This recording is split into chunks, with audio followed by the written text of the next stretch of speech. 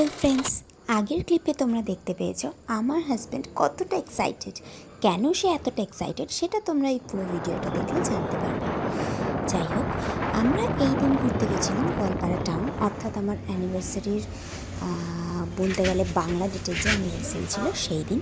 তো আমরা গোয়ালপাড়া টাউনের একটা মলে গিয়েছিলাম এবং সেখানে আমরা প্রথমে প্ল্যান করেছিলাম একটা মুভি দেখব। মুভি দেখার প্ল্যানটা খুব একটা কার্যকরী হয়নি।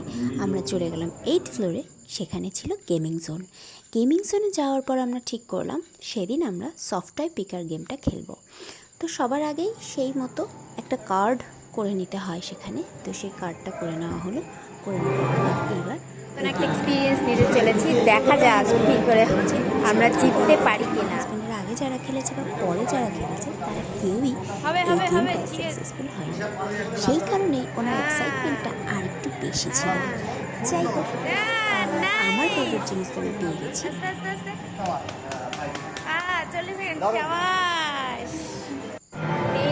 আমাদের